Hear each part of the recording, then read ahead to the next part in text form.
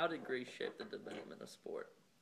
Now, to answer that question, we first need to talk about the influence of the Jews and Phoenicians on Greek culture. The Jews paid very close attention to the care of their bodies. This directly influenced the Greeks' way of thinking because they used their bodies to pay homage to their gods.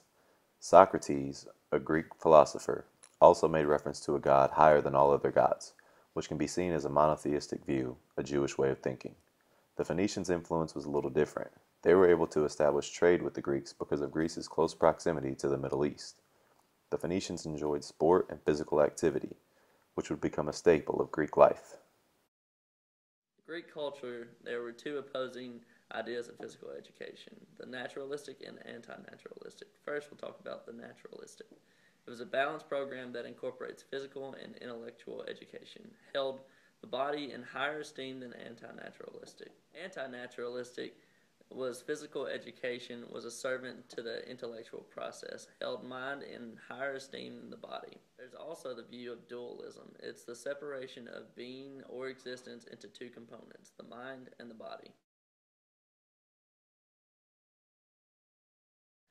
Athens and Sparta's view on physical education were very different.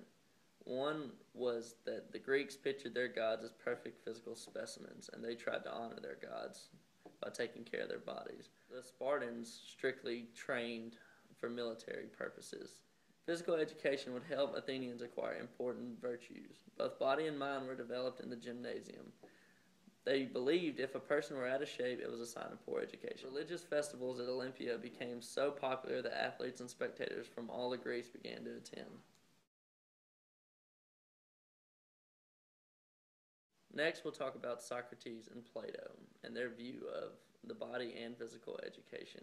Socrates and Plato were very influential in Greek culture, and their view of the body was that the position regarding human existence is that of dualism, the separation of mind and body. This separation results with the soul departing the body upon an individual's death. The body will trick us with inaccurate information, and we should rely on the mind and soul to reveal truth while in the company of the body. Now, their view of physical education was that they were both athletes that trained hard for competition and cared for their bodies. They attacked the body as a source of endless trouble that prevents mind from soul attaining the truth. Body will never be equal to mind and soul, but is in the position of importance.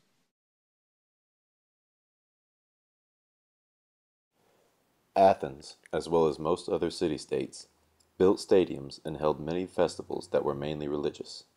The probable origins of the Olympic Games can be traced back to this. Athletic competition was a major activity in Greek life. The first recorded evidence of the games was in 776 BC. They were not founded on a fixed date, which is the reason for no definite founders. The origins are based on myths and religious festivals. Olympia, where a statue of Zeus was erected, became a popular location where athletics and military were both celebrated. Athletes competed to honor Zeus. Religious festivals at Olympia became so popular that athletes and spectators from all of Greece began to attend.